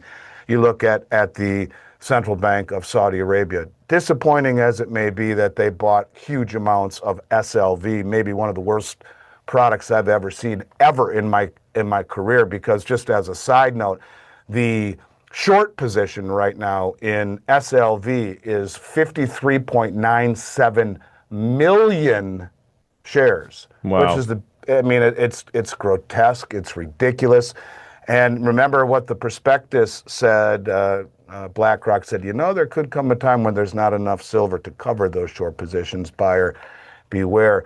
But the point is, we're seeing lots of silver that is being accumulated by the central banks. What is really different to me, as far as I'm concerned, is the amount of silver that is coming into the COMEX. And, last week I jotted down some numbers. In month to date in September, the number of contracts, and this was last week, I'm sure it's much more now, that stood for delivery was 10,599 contracts. Let's do the math real quick. 10,599 contracts times each contract weight being 5,000 ounces. is 52,995,000 ounces. We'll multiply that, let's just call it by 42. That's $2,225,790,000 worth of silver has come into COMEX in the first week or so of the month. And this is what we've seen over and over and over again. The point I want to get across here is that when you have countries, Russia, China, Saudi Arabia, let's not forget about India, who's bought somewhere between 600 and 800 million ounces over the last 5 years. That's more than is on the COMEX and the LBMA combined. And now you see it happening in the United States. At this level, the people don't just have the most money that are standing for delivery. Now, when we say stand for delivery, mind you, this is going into COMEX. A lot of it leaves. A lot of it doesn't leave. So regardless if it's leaving COMEX or being put into an eligible account, not registered, meaning it's not available for sale, it's going into strong hands, to this degree, these people are not only the most well-funded traders on the planet, i.e. the central banks, the commercial banks, the very sophisticated traders that can stand for delivery on COMEX to the tune of billions of dollars every month since November, since the election, but they're also the most well-informed. And I think that's the most important thing to understand, is that the people at this level who swim in circles of 9-figure monthly acquisitions are not doing things just for kicks. They're doing it because they understand where we are going. They know the playbook. They are at the highest level of information. And that's what I take away from really where we're at this moment, is that price is relevant, but price is a tool of misdirection, allowing the big money to position before all of the people that you and I call friends outside of what we do for a living, talking about this stuff. The people who may be very smart, very bright, very well read, arguably just reading the wrong shit. And that's the problem. So most of the public has zero idea that there is a massive drive going on for gold and for silver in terms of delivery. Just as a side note, in the first 5 days or so, 6 days of the September contract, which is a non-delivery month, 3,626 gold contracts at 100 ounces apiece stood for delivery. So you're talking $1.5 billion there too. Wow. So in just the first week of September, you're seeing nearly $4 billion worth of metal stand for delivery. But this is what we've seen every single month. Now, we've always been an importer of silver, not always been, in fact, never, to my knowledge, been a net importer of gold. Both of them together signal a bigger move, a bigger trend, and that is that the smartest money in the world understands that there is a rush for physical acquisition of metal, bypassing the paper promises. So there you go. Crazy times, brother, and I think we're just beginning in silver. Andy points out that central banks and BRICS sovereigns Russia, China, India, and Saudi Arabia are accelerating gold and silver accumulation, often buying ore and concentrates directly from miners, while the West relies more on paper vehicles like SLV.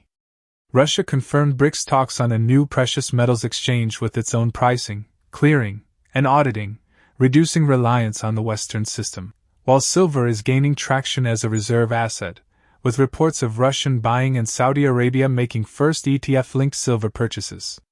Analysts warn Western price suppression looks increasingly like misdirection, with BRICS building parallel commodity infrastructure to secure physical supply. Experts predict gold will remain strong, and silver could see outsized upside given its smaller market, though volatility and delivery bottlenecks may increase. The only saving grace is, and maybe I would like to think they're not misinformed. See, if you and I bought SLV, we can never take possession. They can, because it's the amount that they purchased. You have to have a certain amount, and it's called a basket. If you are able to redeem a basket, which I don't know the exact amount, 20, 30, 40, $50 million worth, they can. So I'll give you an example. Kyle Bass, when he was running the fund for the Texas Teachers Union years ago, they bought, if I'm not mistaken, $1 billion worth of GLD. They stood for delivery. Saudi Arabia can do the same thing here. They do have the right to stand for delivery, and most of that metal, if I'm not mistaken, is held in the LBMA. So because they bought such a significant amount, they can stand for delivery. And maybe they had a reason behind doing that I'm not sure. For you and I, buying SLV is as dumb as a mud wall. Not only do you pay the capital gains for collectibles when you sell it, you can never take possession. It's custodied by J.P. Morgan and BlackRock. Of course, J.P. Morgan, as we have identified multiple times, paid the largest fine that the Justice Department had ever handed out at that point, $920 million or so, for manipulating the silver market. Well, and that was kind of, and the reason that I think that they got off so easily, I believe that this was done at the behest of the central bank, who gave them the green light to do this. And there are bigger reasons at play for holding down the monetary metals, but that's for another discussion. Simply to say, it was far more. In fact, you could argue that it was far more than just spooking. It was manipulation, and it was at one point thought it would be RICO charges, because in essence it's, like the hitman kills someone, well, they can go after the mob boss because the mob boss ordered it. Well, the point of it is that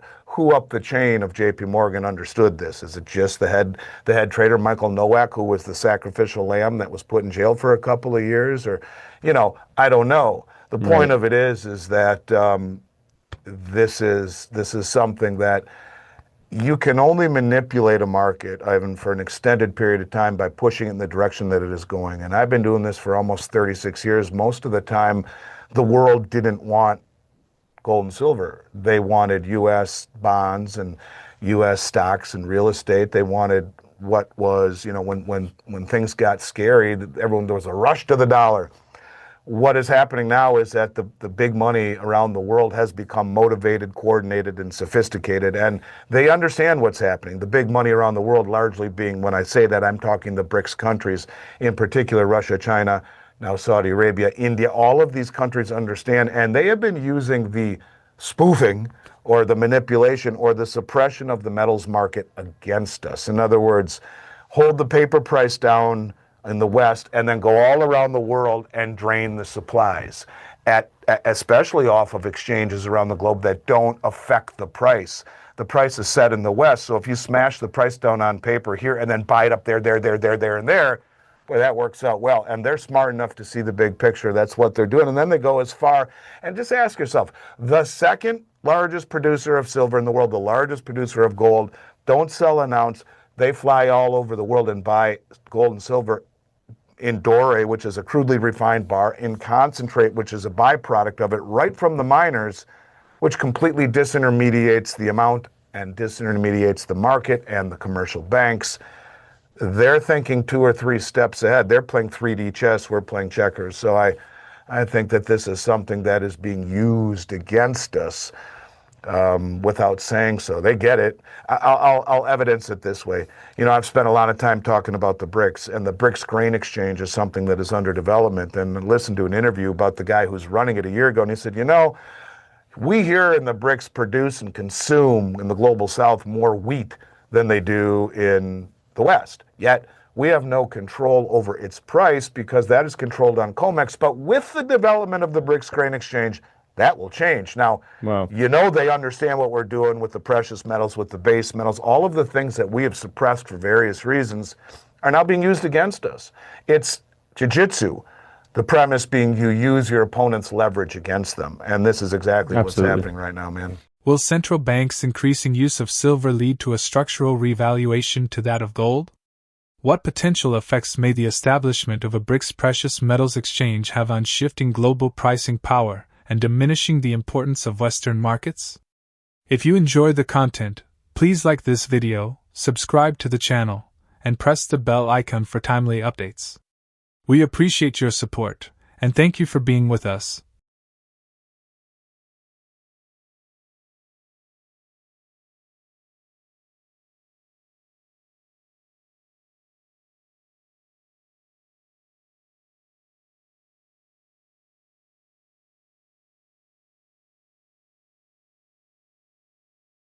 Based on Fibonacci, it says based on this rally, based on the strength of the pullback, it's going to tell us where the upside targets for gold are. And so we can look forward and look above.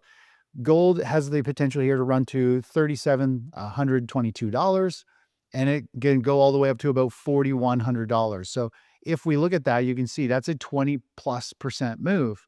And this is a very similar thing we saw in 2007, meaning we could see it not only hit this target, but it could become the crowded trade short temporarily. And we see gold blast through and move up to, $4,500 or something huge. It could really have a big move at this point. Analysts project a rally into the $3,700 to $4,100 range, representing a move of over 20% from current levels, similar to the breakouts seen in 2007. Goldman Sachs maintains a base target of $3,700 by year-end and $4,000 by mid-2026, while noting that in extreme scenarios, prices could rise to as high as $4,500 by year-end 2025. Momentum is strong, sentiment is bullish, and key catalysts, such as rate shifts, geopolitics, and safe haven demand, are aligning for a potential breakout ahead. Chris, founder and CIO of thetechnicaltraders.com, recalls that back in 2007, gold was expected to rise by about 20%, but instead it rallied 37% as equities peaked and began to decline. Today, analysts observe a similar setup, with gold forming a classic bull flag pattern and Fibonacci targets projecting gains between $3,722 and $4,100.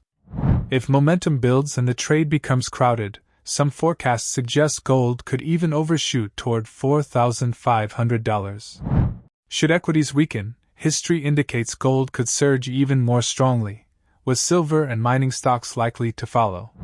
Traders are watching closely for technical confirmation, particularly a breakout to new highs in ETFs like GLD.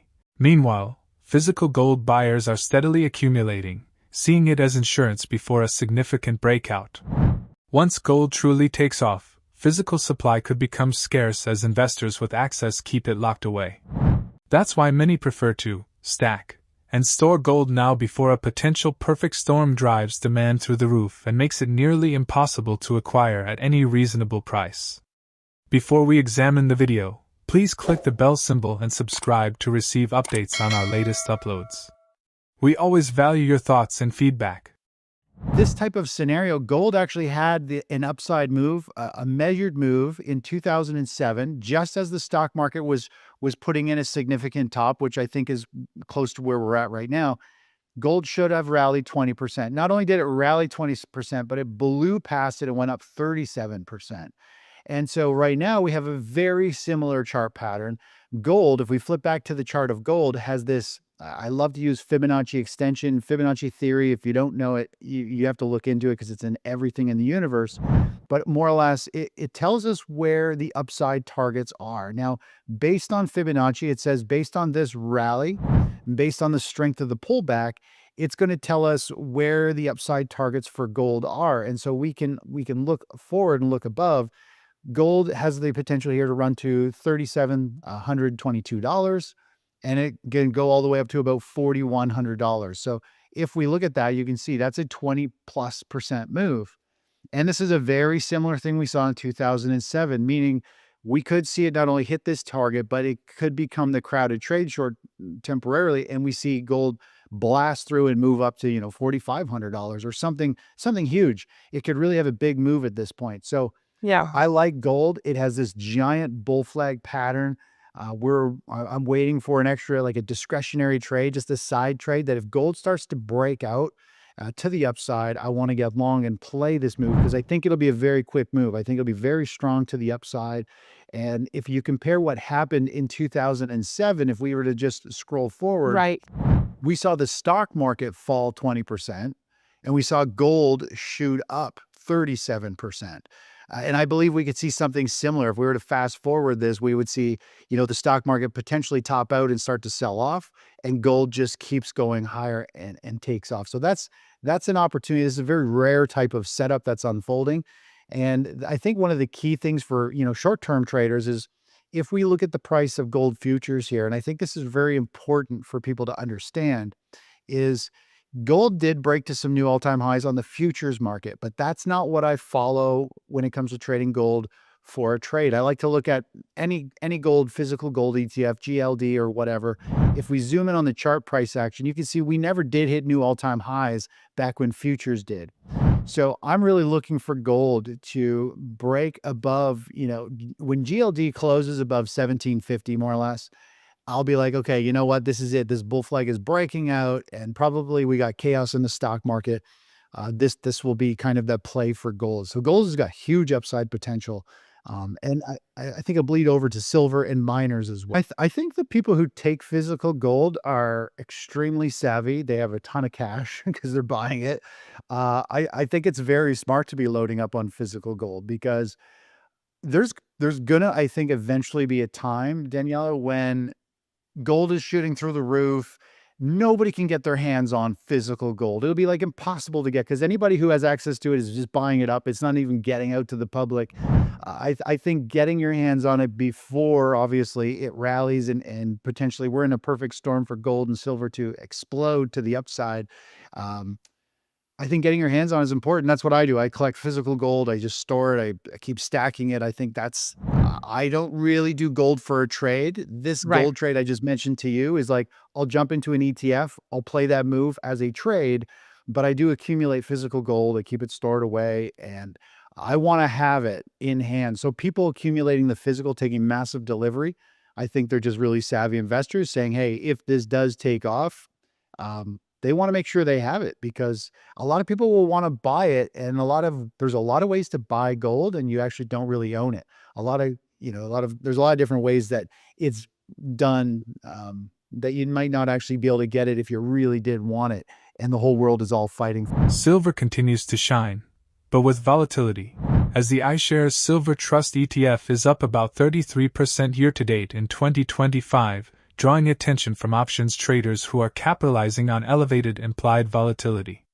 Silver remains more volatile than gold due to its smaller market size and dual roles as both an industrial metal and a precious metal. In the near term, analysts and institutions forecast silver to reach the $40 to $50 range, with a potential for $46 to $47 by mid-2026, supported by technical strength and growing industrial demand, particularly in the renewable energy and technology sectors. Meanwhile, the gold-to-silver ratio remains unusually high, suggesting that silver is still undervalued relative to gold. If this ratio reverts toward historical norms, silver could benefit substantially from mean reversion. Gold, on the other hand, is viewed as the global barometer of risk, signaling when something in the financial system is breaking down. Its current pattern suggests a major breakout ahead, with investors moving away from stocks and real estate toward gold. This shift is seen as a warning sign that uncertainty is rising and markets may be approaching a turning point. In essence, gold is flashing caution, while silver offers explosive but unpredictable opportunities. Let's redirect our attention towards the interview now. So silver is wild. It has a very ugly chart. It has a lot of noise, huge pops and drops, big rallies, big sell-offs. It's definitely more volatile. And I think that has to do with silver is a lot more of a speculative play. It's a smaller market, so it moves faster. Gold I like because it's kind of the global barometer. It's the whole world gets nervous. When gold moves up, it means globally there's weakness and people around the world are seeing something bad happening on the horizon. And that's what the big chart of gold is pointing to is we're on the tip of something hitting the news, something that's going to change everything. I think that's what gold is warning us. But silver does have upside potential. I mean, it's in an uptrend. I think it could rally to short-term wise, the next upside target short-term is about $40.75, not that high from where it is. But as you know, silver, when it does take off, it kind of just shoots and goes ballistic. If we were Yeah. to zoom way out on the chart, it can have these I mean, look at that. massive explosive moves. And it's really tough to gauge. Silver moves very quickly. If you blink, you can miss it. You kind of have to be sometimes just positioned in it and stomach the volatility. And then if that hits, then you're a part of it. But a lot of times some of these moves happen in 1 or 2 days, some of these big pops and drops. But when we look back on this chart, there is potential though. We see gold shoot higher and silver could go up and tag that, all-time high of $50. It could spike up to that level. Yeah. It would probably do similar to what we saw back in 2007. We saw silver. Let's just zoom in on that price action. In 2007, We saw, just as the stock market really started to sell off, we saw silver shoot higher. Percentage-wise, on average, it moved up about 20% or so. And interestingly enough, the chart pattern for gold and silver right now, Daniela, is gold actually has more upside potential. It's the opposite of what you think. It's the opposite of what everyone else thinks. They naturally go to silver for the bigger gains. But for some reason, all of my chart patterns for silver, and even when you compare what happened kind of back over here, it has the same or less potential for some reason based on technical analysis than gold. So I like gold because it's stable and I think it's going to be a big move. But we'll just have to see how this unfolds. Obviously, silver, if we were to go back, silver did have a pretty massive run from these lows. It was roughly the same, about 40% or more from like what gold did. Gold did about 37 as it broke and shot higher. Silver also did about 37, somewhat from the same time frame. So you kind of pick your poison, spread your money between both if you wanted to, right? Exactly. I think gold to me is the ultimate tool of uncertainty, and it looks like it's about to pop and blow up to the upside. And yeah, I think we're on the cusp. I mean, a lot of people, I've been expecting a big market correction to come at any point. I'm not jumping in front of it and betting on a huge correction in the economy and the stock market. If it wants to keep going up, I'll follow the trends higher. But gold is just screaming. It's like something is about to break. Something is wrong. People are moving away from real estate. They're moving away from the stock market. They're going into gold. And yeah, it's just telling us, just be cautious, right? It's kind of that warning sign. Gold is indicating systemic stress, while silver is presenting high volatility upside, and both metals are setting up for potentially significant rises. The undervaluation of silver and its industrial demand could result in disproportionate gains, even if gold is the better long-term insurance against financial turmoil. When taken as a whole, they show that investors are becoming increasingly concerned about the state of the economy and the potential move away from traditional assets. Could gold's rise surpass current forecasts if there is a significant decline in stocks? Will silver ultimately beat gold in the upcoming bull market era if the gold-to-silver ratio returns to normal? Post your ideas in the space provided for comments below. Please support and enable notifications if this video is helpful so that you can stay up to date with our latest videos. I'll see you in the upcoming video. Thank you for viewing.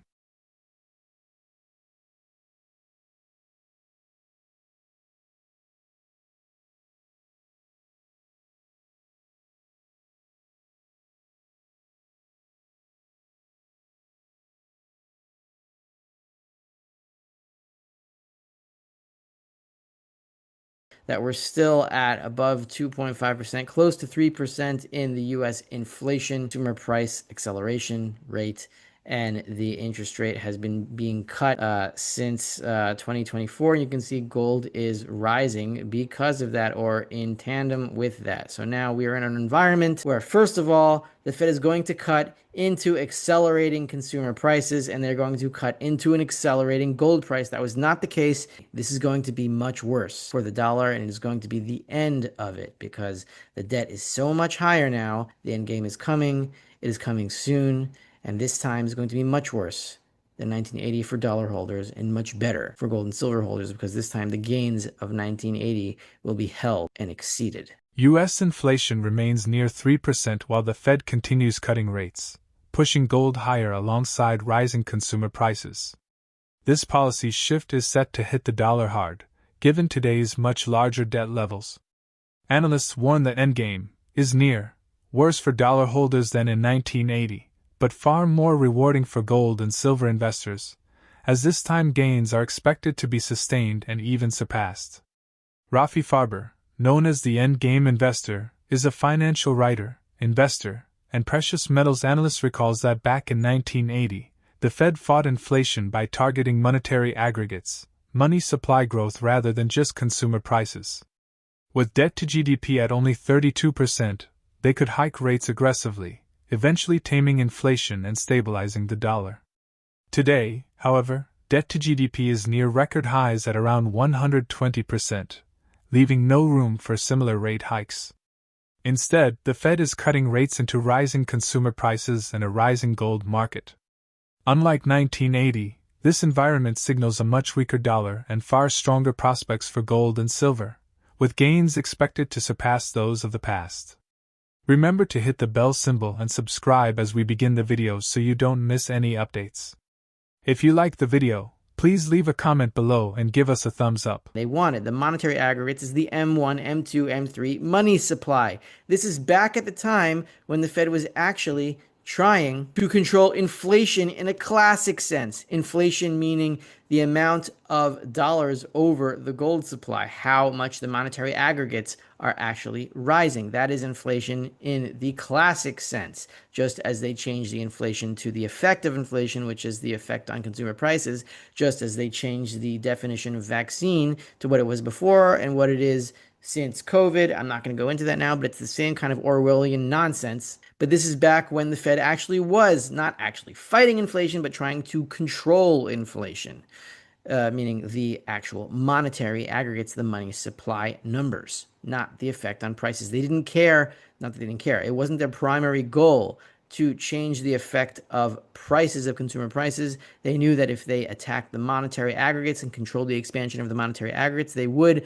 by extension, control consumer prices, which they did in the end, which is why we still have a monetary system as it was in 1980. So basically, at this point, the Fed is jacking up interest rates in order to control monetary aggregates. And we can see here by this chart, when they hike into the maximum, exactly when this is, I think this is early 1981 or something like that, once they see that the monetary aggregates are within the growth ranges that they prescribe, then they get control over consumer prices over here in the red, and they get control over the gold price, but this is of course not their primary goal. They want to control the monetary aggregates, which will control the consumer prices, which will also control the gold price by extension, and then they start cutting rates once they see that this is under control. The other reason why this is not a 1980 situation is that you can see the debt to GDP ratio. I know GDP is fake, but this is still a general relative number that does convey some information. The debt to GDP ratio in 1981, when interest rates were at a maximum, was 31.8%. This is, I think, an all-time low since Andrew Jackson, maybe. Maybe I'm exaggerating that. I didn't look into the 19th century. I can't find statistics for debt to GDP ratio in the 1800s, but you can see that this is the lowest debt to GDP ratio. This is precisely when gold was topping and when inflation, consumer price inflation, was topping out. This is why they could jack up interest rates so high, because the debt was so low by comparison to any other year from World War II, at least before World War II, the Great Depression, until now. That is why 1980, the dollar survived that turbulence. But now, of course, we are at 120% or whatever it is, the very, very near an all-time high in debt to GDP. There's no way that they can raise interest rates now, which is why they're cutting it, and they're cutting it into rising consumer prices. You can see here, this is the chart of the interplay between the U.S. inflation rate. Inflation, I mean in quotes, not really the inflation rate, but the consumer price acceleration rate. And gold you have here, I don't know why it's not in gold. What is that, gray or green or whatever the hell it is? And you have here the blue U.S. interest rate, the federal funds rate, and you can see here that we're still at above 2.5%, close to 3% in the U.S. inflation consumer price acceleration rate, and the interest rate has been being cut since 2024. And you can see gold is rising because of that, or in tandem with that. So now we are in an environment where, first of all, the Fed is going to cut into accelerating consumer prices, and they're going to cut into an accelerating gold price. That was not the case in 1980 at all. So people that say you can't compare to 1980, this is not that situation, stop using those ratios, I agree. This is going to be much worse for the dollar, and it's going to be the end of it, because the debt is so much higher now. And unlike 1980, when they were cutting into a falling consumer price inflation environment, now they will be cutting into a rising consumer price inflation environment. And while debt to GDP was so much lower in 1980, it was lower than any time before World War II since the Great Depression. Now it is at an all-time high. There is nothing they can do. They have to cut into rising consumer prices because the debt is so high. Where in 1980, they didn't have to do that, and that's why they saved the dollar, and that's why they will not this time. So forget about the Hunt brothers. The end game is coming. It is coming soon. And this time is going to be much worse than 1980 for dollar holders and much better for gold and silver holders, because this time the gains of 1980 will be held and exceeded. Rafi Farber points out that in 1980 and 81, U.S. inflation and gold prices were surging while the Fed raised interest rates aggressively to regain control. After briefly cutting rates, they were forced to hike again up to nearly 15%, when money supply growth ran hotter than expected. Only once inflation consistently declined did the Fed start cutting rates steadily, which helped stabilize the system and prevented the collapse of the fiat dollar. Now let's review the interview. And so here we have a chart with three colors, blue, red, and some kind of yellowish, greenish, orange, whatever blah that is. You can tell me later in the comments how stupid I am at colors, but whatever. My eyeballs are my eyeballs. What can I do? So this one, which I think is the red one, is the U.S. inflation rate. This one, the blue one, is the gold price. It's not exact. And this one over here, this wobbly one is going down over here and then back up. Blah, blah, blah. That is U.S. interest rate, meaning the Fed funds rate.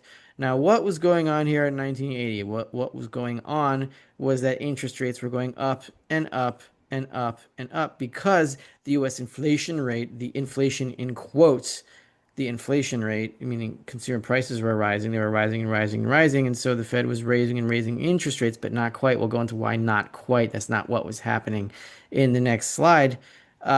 This was a situation where interest rates are rising, gold was rising, the inflation rate, the consumer price inflation rate was rising.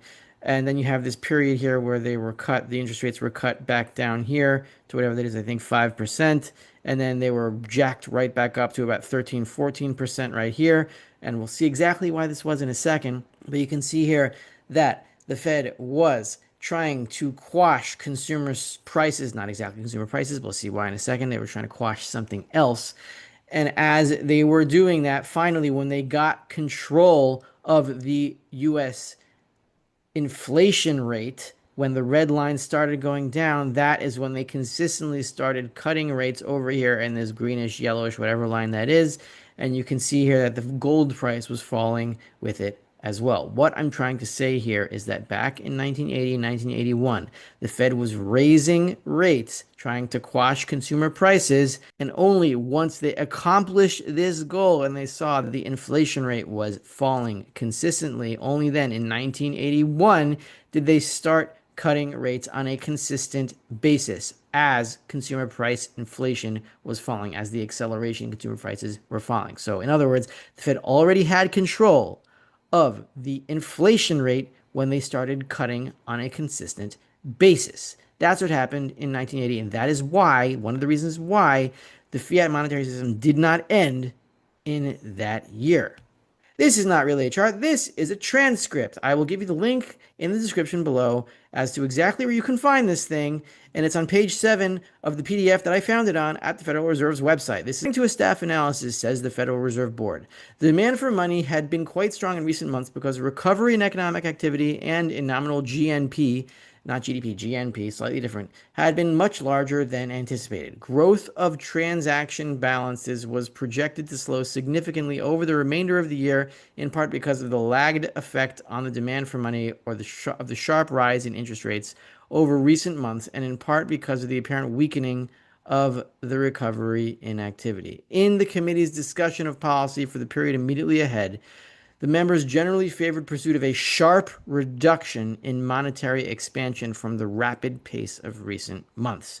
And so, if we go back to this chart over here, this is November of 1980 when they started to raise rates again after cutting them over here. This is 1980s around here where I'm circling when they started to raise rates back up to the maximum around 15%. Why did they do that? Because they saw that the monetary aggregates were rising at a faster pace. Unlike 1980, when the Fed had the flexibility to crush inflation with aggressive hikes, today's debt-heavy environment leaves policymakers with fewer tools. Cutting rates into rising inflation risks undermining the dollar while fueling gold and silver to new heights, suggesting this cycle could deliver far more lasting gains for precious metals. Could today's debt levels make it impossible for the Fed to repeat the 1980 playbook? How high might gold and silver climb if the dollar continues to weaken under current policies? Please feel free to leave a remark below with your thoughts. Please give this informative video a thumbs up and subscribe to receive our most recent updates. Thank you for joining us on this trip,